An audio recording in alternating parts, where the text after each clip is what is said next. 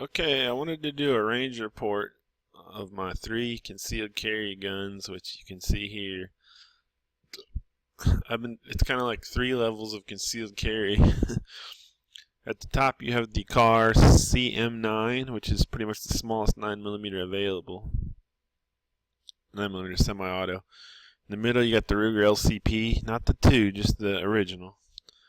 And at the bottom you have a North American Arms Mini, which is a little 22 mag 5-shot single action revolver. And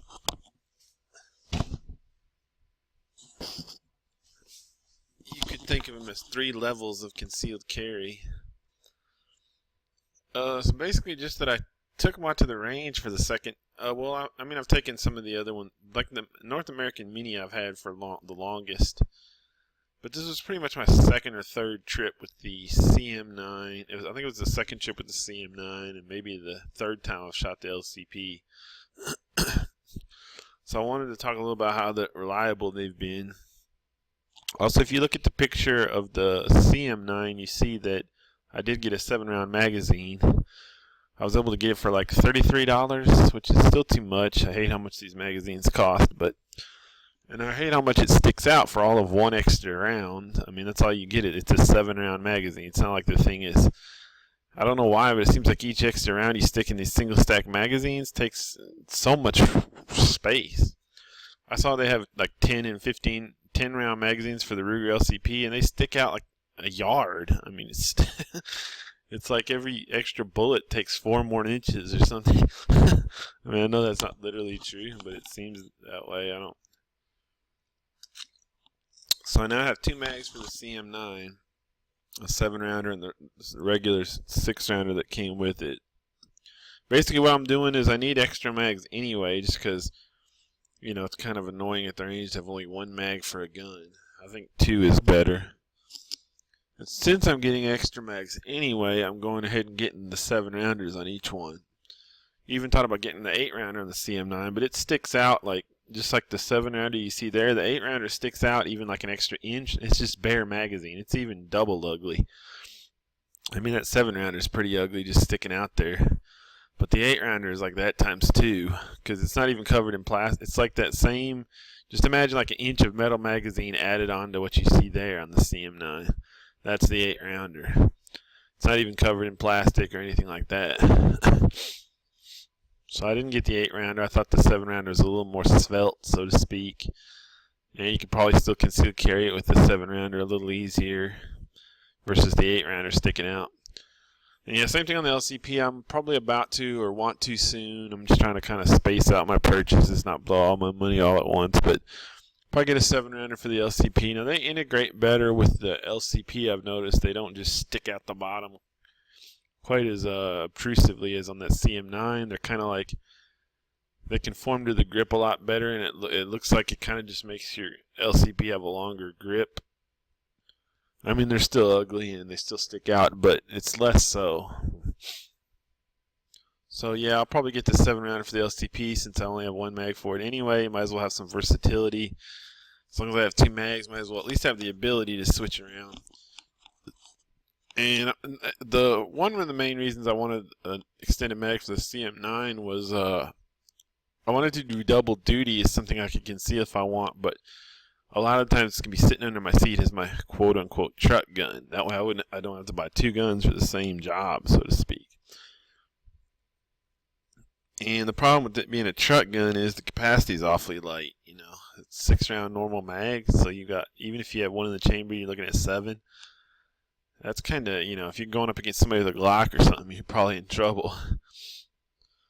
So I did want to get, you know, if I use it as a truck gun, I'll probably have 7 in there, the 7-round mag, plus 1 in the pipe. I'll have 8. You know, it's not ideal, but it's better than nothing. It's 2 rounds more than a revolver.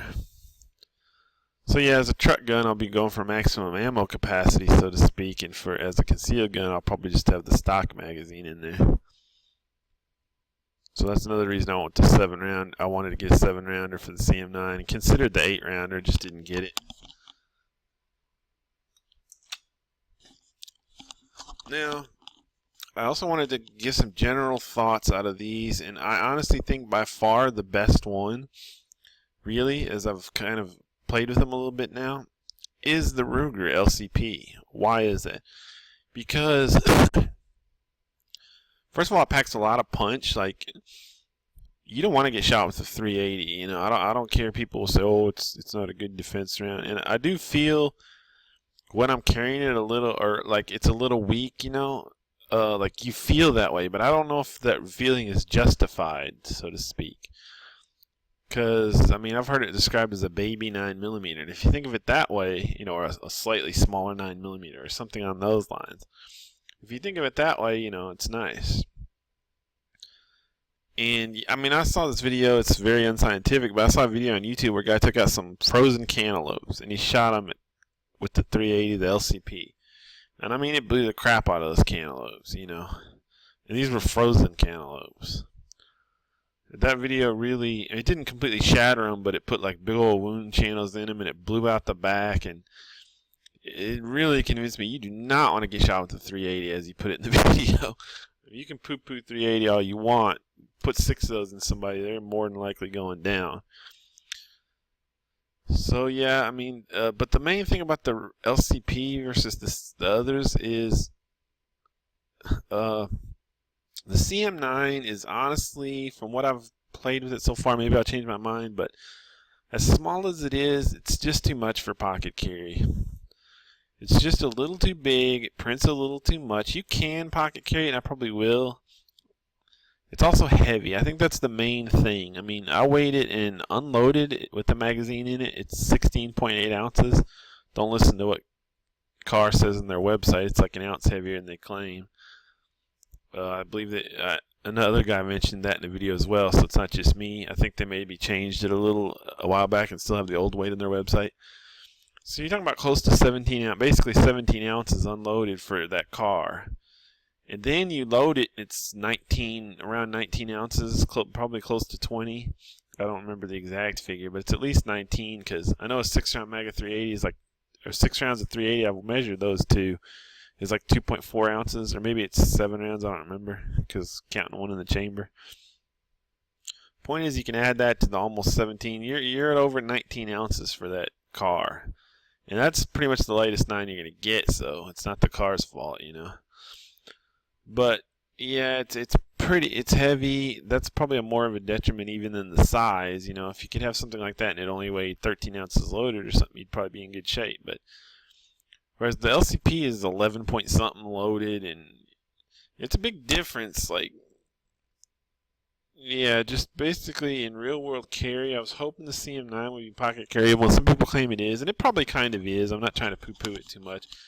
It is, but from what I've played around with so far, it's just a little too big and too heavy.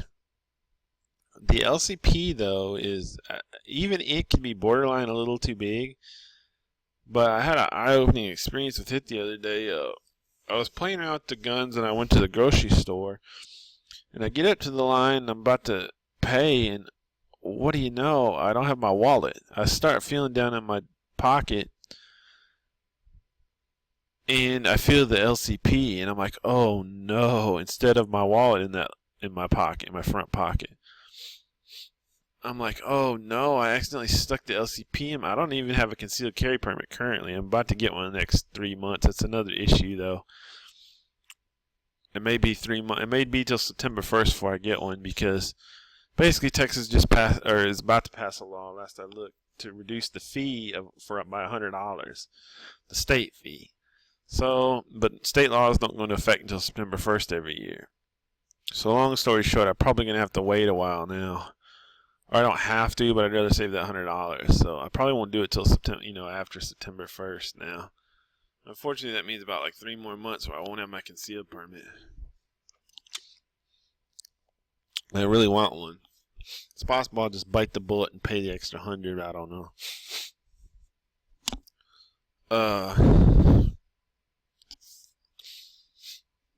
But yeah, what I've played with them, the CM9 is just a little too big and heavy for pocket carry. Really, it's hard to conceal. It kind of prints.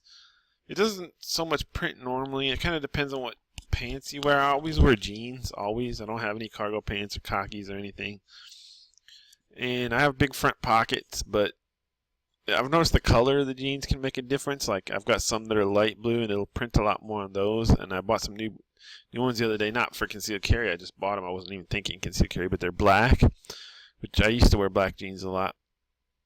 I mean, I usually buy dark. I mean, I just try to buy a variety of colors. I'll buy some light blue jeans, some dark blue jeans, and occasionally some black ones. And these black ones, I noticed, granted, they're brand new, so they're super black right now. They're not faded at all. But they do conceal the gun a lot better. I just offhandedly noticed when I put it in there. Things don't print very much on it and stuff.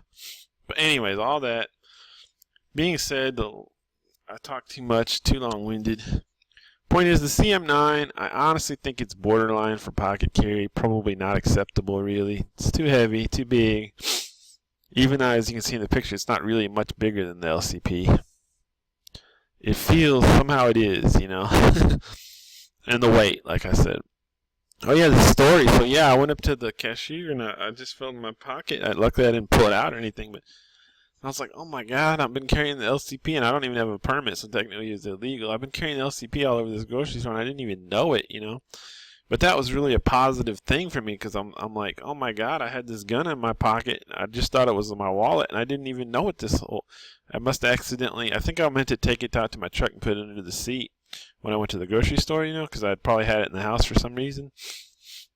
And I had somehow forgot to put my wallet in my pocket instead, and I don't know how. But yeah, I was stunned, and I told the guy, oh my god, I forgot my wallet. And I thought I had left my wallet all the way back at my house. I was like, man, I had a full buggy of groceries. I was like, can you put this buggy somewhere to the side, and I'll come back and pay for it in like 20 minutes because I got to go back to my house and get my card. And he's like, yeah. But lucky I went out to my truck and my wallet was in my truck, luckily, so I didn't have to go all the way home. But the point of it all was I had that LCP in my pocket and I really didn't know it. And I thought it was my wallet the whole time. And that really opened my eyes, like, wow, this thing's nice. This thing's really carryable. And now the North American Mini is even more carryable. I weighed it, and it's like 6.2 ounces, I think. That was loaded, I believe. And I also think it packs a surprising punch. I really think we chronoed it. The self-defense rounds, I've got some kind of Hornady critical defense 22 mag in it. I chronoed it one day, and it was doing, I think, 930 feet per second with a 45 grain bullet. That's pretty good, you know. I think it was around 900, 950. It was over 900, solidly over 900 feet per second with a 45 grain bullet. That's pretty good, you know. So, and you know, I've seen videos on YouTube, people shooting it, and it'll go through a 2x4 and whatnot. Well, if it'll go through a 2x4, it'll go through somebody's arm bone easily, or whatever may be blocking it, you know. So I do think it has better stopping power than people would think, even out of that tiny barrel, because we chronoed it out of that barrel, you know. So it's not like, I mean, that was out of that gun. It was pushing over 900 on a 45 grain bullet easily. But there's couple issues. First of all, it doesn't conceal. It's the smallest and lightest and easiest concealable, but it has this weird thing where it tends to like fall over in your pocket and go lengthwise, even with the little holster I have for it, because the holster is kind of small, because as you see the gun's kind of small, so the whole thing will just kind of fall over in your pocket sometimes, and it'll go lengthwise, and it kind of sticks out more than, because then you've got like this 4-inch, you know, thing there, you know, a piece of lead. It's kind of if you could get it to stand up more, it'd be better, but I don't know how to do that either. You'd have to buy some kind of oversized holster or something, you know. I mean, it's okay, and even when it falls over, it's probably not very detectable. And it's very light and small. It's the easiest to conceal in that way. But it's not I guess to say that it's not a panacea as much as you'd think. It is more concealable than the LCP, but it's not like 10 times more concealable. And the other factor that bugs me, besides, like I said, I think the stopping power would probably be enough, but it's just mental. You don't feel like you have much on you. You know, again, you sure wouldn't want to get into a gunfight with somebody with a Glock.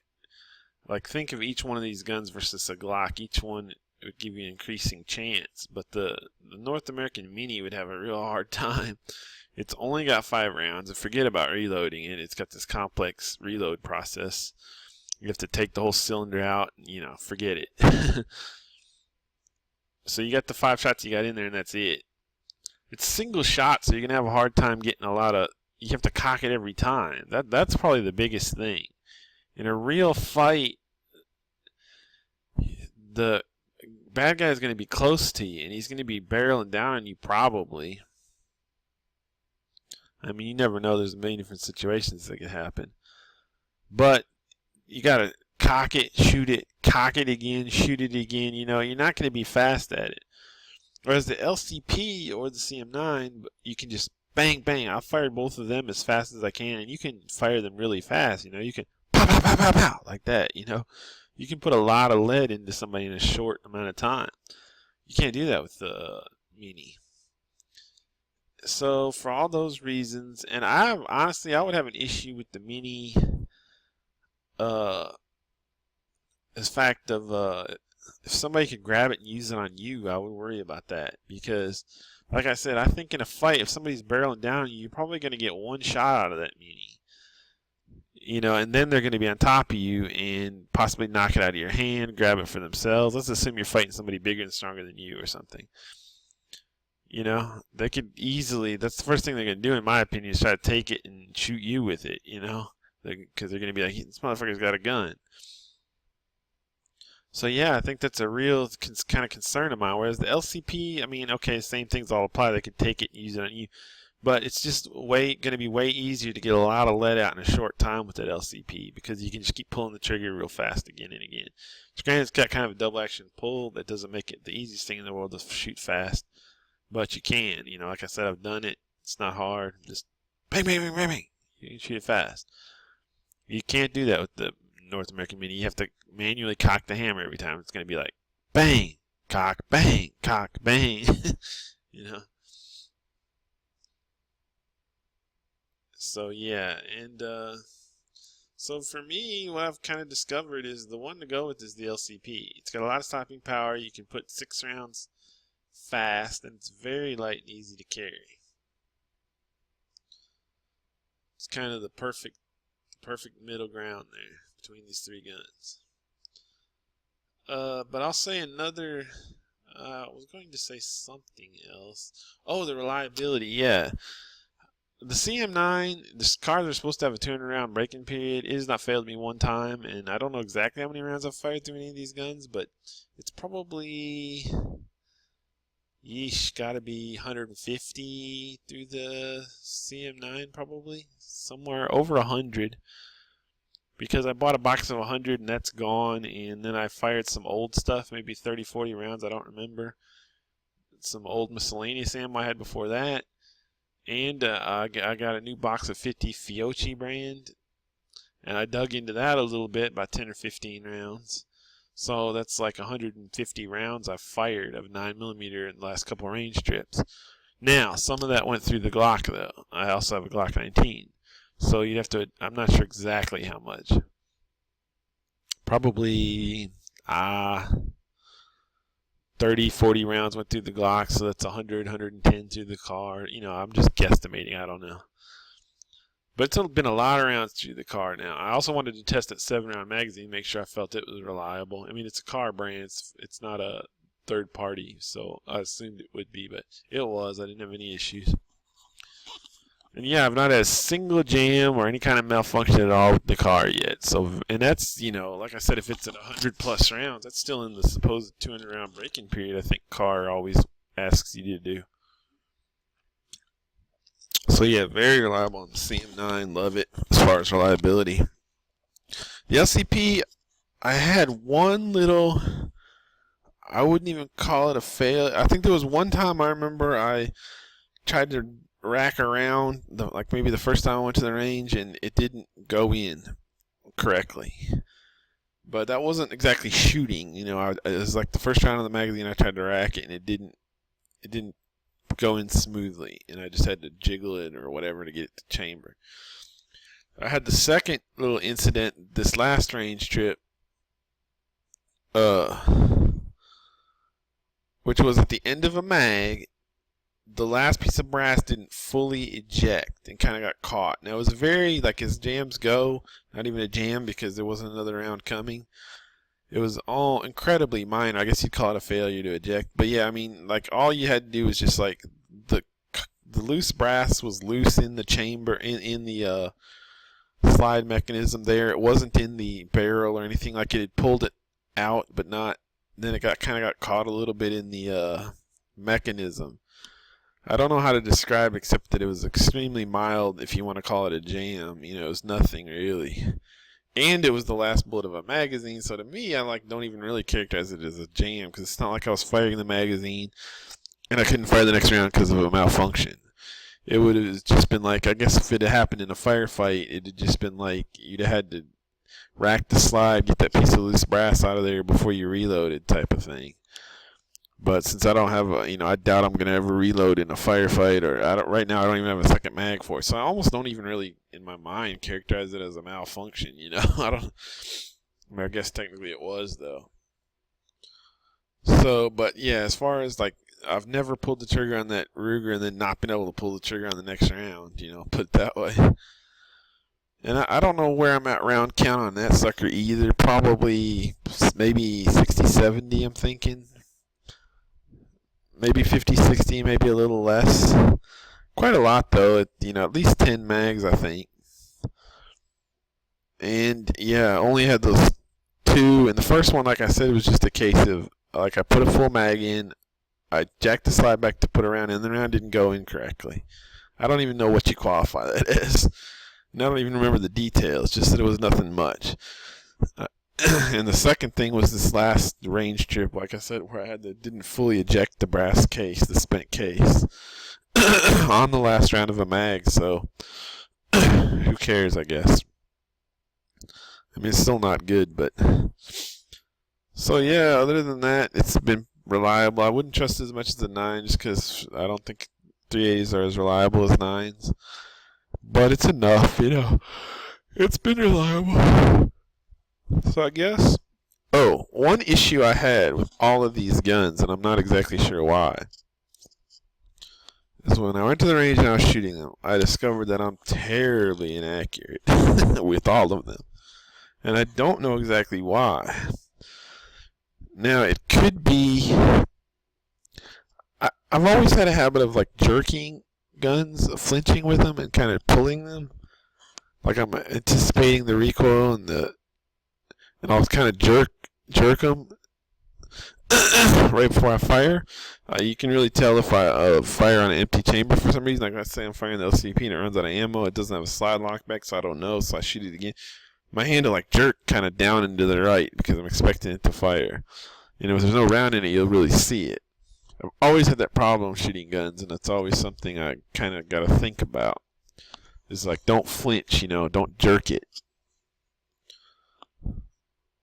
I jerk it down weirdly, I guess because I'm trying to compensate for the expected coming recoil or something, I don't know. But yeah, it's always been a problem, and it can cause me to be inaccurate at times if I'm not thinking about it. So I think with these guns, it's a combo. They recoil a lot, and the double action trigger, I think, is causing me to pull them. I'll see a lot of people saying, like, oh, this trigger on this gun is so bad that it causes me to not be able to shoot accurately with it. Well, I guess that's it. I mean, they've all 3 got straight, like, double action. Well, not the single action Mini. But the other 2 have straight double action, basically like revolver triggers, straight through. And everybody talked about how great the trigger on the Kahr was. I don't know. Maybe it's good for a 9mm, but it's not good in any sense of, like, wow, it's a nice trigger. And here's the kicker. When I get my Glock 19 out, it's great, and it has a much later trigger. It kind of feels like single action by compare. And I can sit there and be very accurate with it. Worlds more accurate than these 2. And I'm trying to figure out why. Even at 7, I was kind of also miscalculating my yards, because the first time I just went and I figured, like, oh, this is about 7 yards. I started shooting. Well, when I actually measured this time, I actually brought out a measuring tape, and I realized what I was thinking was 7 yards was more like 5 yards. So I was doing poorly even at 5 yards, I walked it back to 7, and of course I did even a little worse at 7. Let alone say 10, You know, but they always say these guns are made for like 7 yards and in and all that business, so I'm not too worried about it. But yeah, at 7 yards, you know, sometimes I'd have a hard time getting. I pretty much consistently could not get all the rounds in a magazine on the target, which would be like a foot by foot paper target. Like I'd get 6 out of 7 on there, or whatever, you know, or sometimes even less. You know, that's pretty bad if you think about it. Now I don't know how much it matters, because you know a man's bigger than a foot by foot square. You know, I'd still be hitting them probably, but. Yeah, and then I'd switch to the Glock, and it was like, you know, bang, bang, you know, getting some good groups and all that. So I don't know. I guess it's the triggers, the heavy triggers on these little guys causing me to jerk them partly. So that kind of made me rethink my whole thinking, you know. Do I need to, like, you know, is it better to go with should I sell all these and try to get some different guns? Now I'm also inaccurate with the Mini, and that has a single action trigger, so I don't know about that. I think it's just because the damn thing has like a 1/4 inch barrel. What do you expect? I guess is what I'm blaming it on. But yeah, I don't know. It kind of caused me to think, like, should I be rethinking, you know, what's the good of these guns if I'm so inaccurate with them? You know. Should I get an LCP2 because it has a light Glock style trigger? And you know, should I get rid of the CM9 and try to get something else? Like I'd have to test these triggers, because I don't know which ones have kind of a single action like a Glock. I mean, I know Glock obviously. Like one of the things I was thinking of getting was be like a Glock 26, bigger, but you know, I'm thinking if I can't shoot the others, I mean, I don't know. At the end, I couldn't decide. I mean. The LCP2 is the only little 380 I know that has a real light trigger, and I don't trust its reliability enough. I still see too much scuttlebutt on YouTube about it being unreliable and stuff, and you know, maybe in a couple of years when they've worked out the kinks. So to me, like, accuracy is just one part of the equation, and reliability is another big one. You know, okay, let's say I get the LCP2 and I'm way more accurate with it, but it's less reliable. You know, have I really gained anything? You know. Which do I value more? I'm not sure. I might value the reliability more, you know. And same thing with the CM9. Well, I think any pocket 9 is reliable, but the point of the CM9 was to be the smallest 9 I could get. You know, so do I want to go to something big that's hard to bigger, like the 26, that's hard to conceal, and you know, give all that up? You know, and would I really, you know, in a real situation, wouldn't I probably be 7 yards away? And yeah, maybe I'm not the most accurate, but you know, I can do the job, so to speak, probably. You know, do I really need to be shooting groups? You know, I don't know. It's tough to think about, but it's something to think about, something I'm considering. You know, another factor is money. I don't think I can't just trade these guns for something like the CM9. I paid $330 after everything. That's including FFL fee. There's no tax, no shipping, so. But you know, in a Glock, I was looking online, they're for like $550, and you're not really getting any discounts on them, like a Glock 26 or something. You know, they're expensive. So I guarantee I can't trade the CM9 for a Glock. How much would I have to pay the difference? You know, I would guess maybe $300. You know, a dealer trading you is not going to cut you any favors. So the point is, yeah, it would be a cost issue as well.